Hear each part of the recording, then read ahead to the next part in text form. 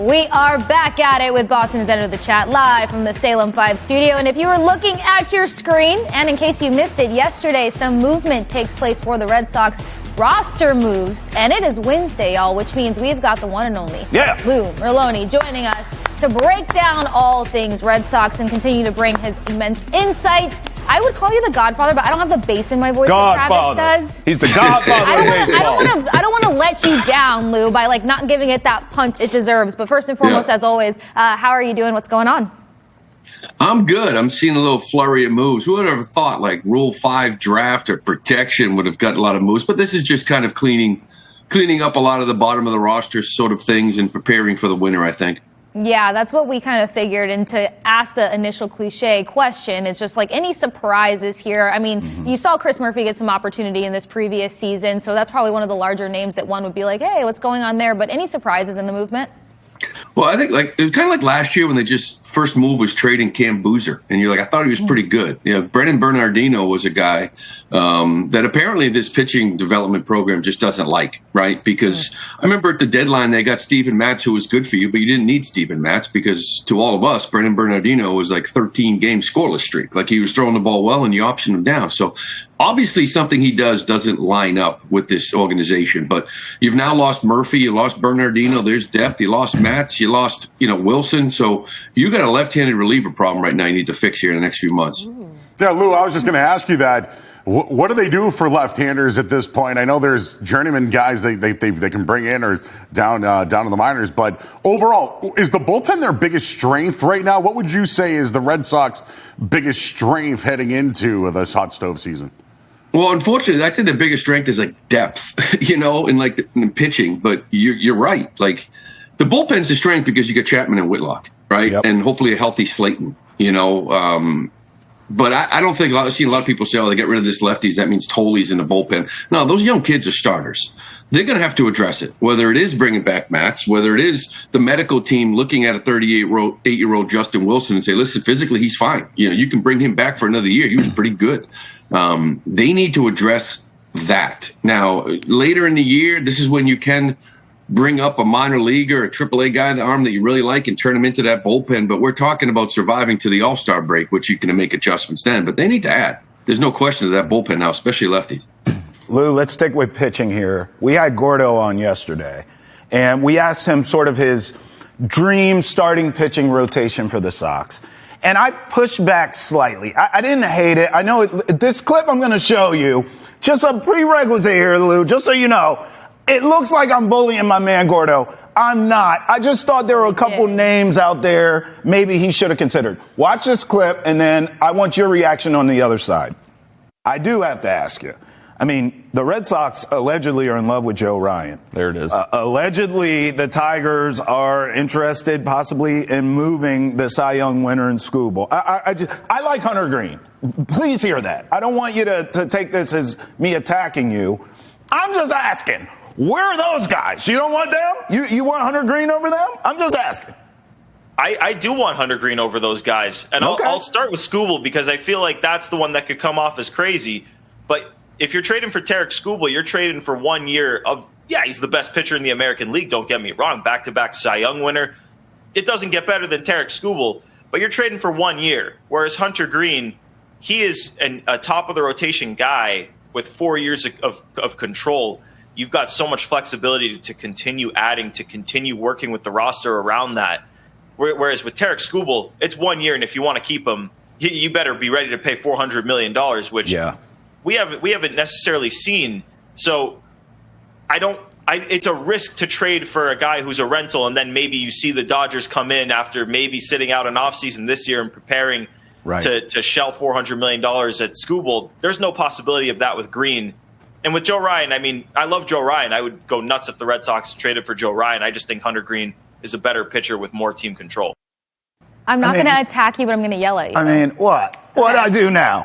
What I do I now? just wanted to get clarification. Such a bully. That's all. Lou, Call him what he is. Lou, it's as simple as this to me. No. I'll be honest with you, because he was playing with the pocketbook, and I get it. But like at the end of the day, I don't give a damn about X's and O's. I need Jimmys and Joes, Lou. Like I could get Scuba or Joe Ryan. What are we talking about? 100 Yeah, that wasn't necessarily bullying. That was just debating. We know that. That's called sports radio, right? That's not a problem there. Right.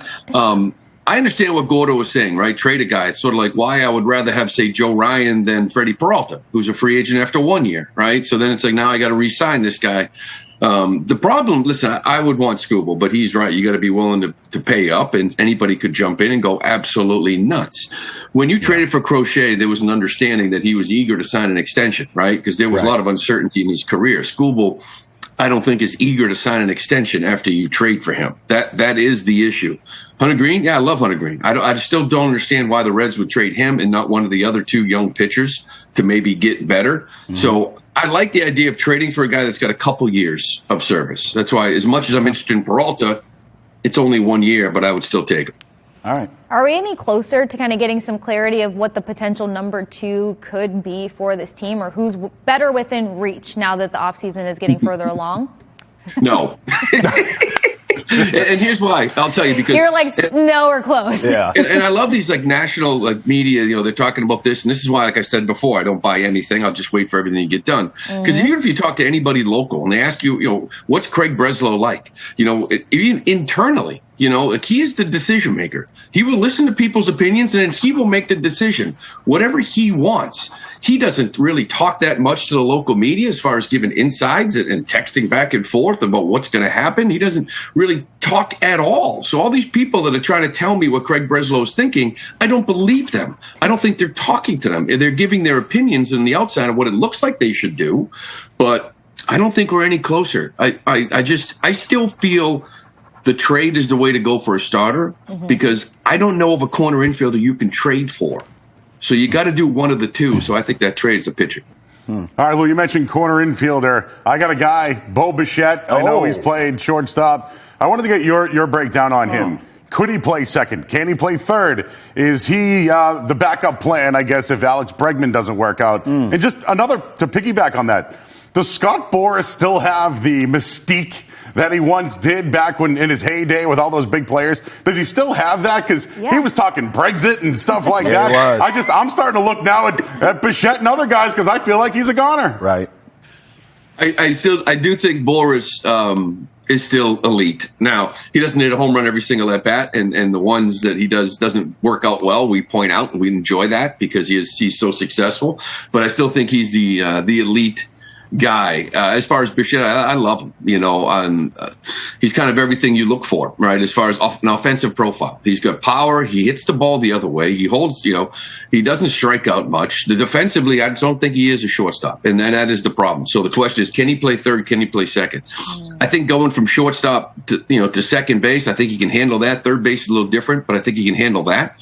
So I do think that he should be an option. I think you should be, talking to them, interested. You don't know where this offseason is going to go.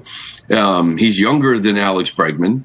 I just know the Bregman fit was here, but I love everything about Bo Bichette. Plus, I play with his dad, Dante, and he's outstanding. Great bat flip, if you remember that, too. He had Close a great the cape. one. Yeah. Wow. Lou, I want to ask you this. I saw this report from Ken Rosenthal suggesting that the Sox are in on Pete Alonso, if not Bregman, if it doesn't work out there. I think your casual fan would say, why not both? And your casual host of this fine television program would also say, why not both? Lou, I ask you, why not both?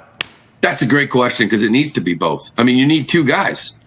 What if you I don't understand. Well, you bring back Bregman, you're good. Here's the other thing. Everybody's just assuming also that you're losing an outfielder in a trade, right? Whether it's Duran or Abreu.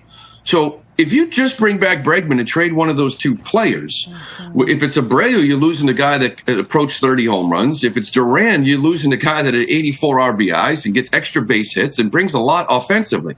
Now, I know we say, well, Roman Anthony's a full year. Well, Roman can't replace everybody.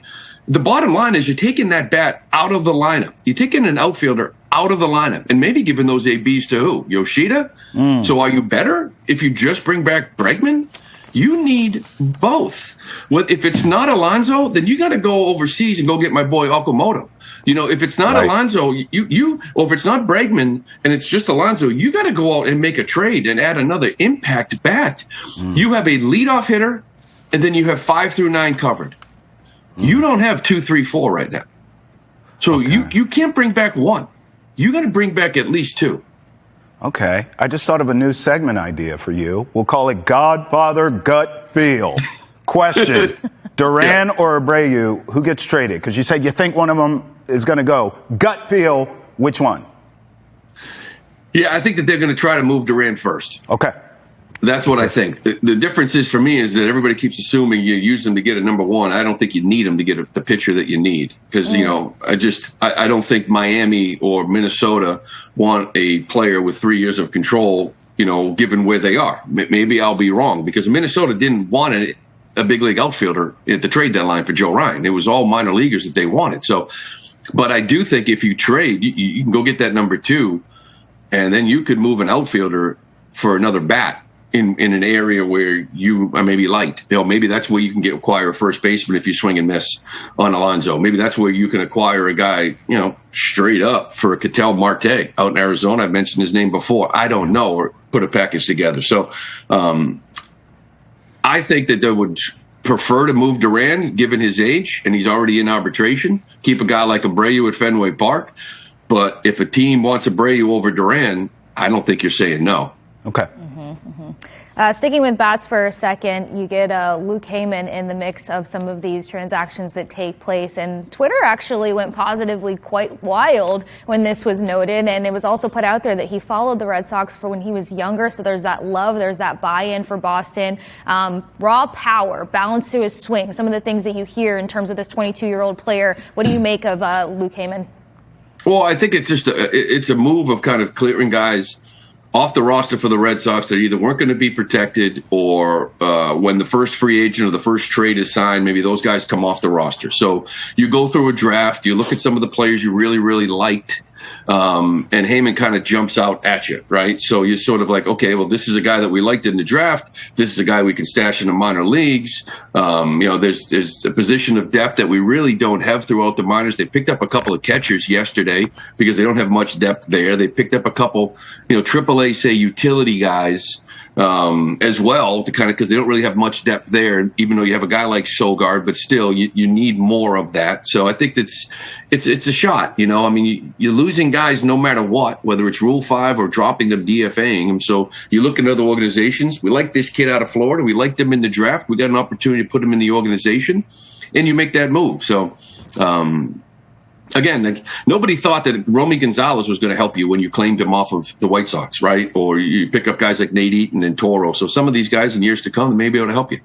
And Lou, I guess he's friends with Roman Anthony. So I think that's something I look at. And hey, listen, over the years, right? You were tight with Nomar. Yep. You look at what's going on with the Jason Tatum's got 2 coaches on his staff that he's close with. Is this a part of roster building, maybe pleasing the best player on the team or the guys around him to kind of build that culture? Great question. Well, I'll tell you, he was also good friends with Jackson Holiday, right? So maybe you can go get him too. The thing with Roman Anthony is that the teams that he played on when he was 17, 18U were national stars teams. Ooh. So I'd like to go after everyone he played with because they're all good players, right? He didn't play with Scrabinos. Right. You know what I mean? This guy played with elites. So if they play together and they're friends together, I think that's a good sign too. Go ahead. I was just going to mention they also bundled up on catchers yesterday. Yeah. Is this something long term that they're looking to do? Are they happy with Connor Wong as the backup of Narvaez? Because hey, listen, I was looking down. I didn't know what else they had for depth there. They traded Teal in the offseason last year. So I mean, it's just them just looking ahead to the future here with the with catchers. Yeah, sometimes it's not necessarily big leagues. It's really about we need somebody to catch somebody in AA and AAA and A-ball, and they don't really have. They're kind of thin in that position. When you draft a guy like Teal, maybe you take a break from drafting catchers because you've got one of the future. Well, then when you trade him, you look down and you say, we really don't have many catches in the system. Not to say these guys can't get to the big leagues and they can't help, but a lot of time, I don't want to call it roster filling because that'd be disrespectful. I think these guys are pretty good. But yeah, you want to get these young catchers in your system because sometimes you look at the minor leagues and you say, listen, we don't have any outfielders. We don't have any first basemen. We don't have any catchers. And you just try to fill that. And now these guys can come up through the system, maybe turn into big league catchers, big league depth, big league starters. We'll see. All right, well, more to come, hopefully. But as y'all know, the one and only Lou Merloni joins us here every Wednesday. Lou, as always, thank you so much for your time. Hopefully we get more, I don't know, information that's not on Twitter, because at least you help us temper our expectations and our emotions. So we're not going crazy here. Make sure you guys stick with us, 617-790-0928, to let us know your thoughts and maybe even your wish list when it comes to the Red Sox offseason. As you peruse this beautiful Boston view, make sure you join us back here on Boston's Under the Chat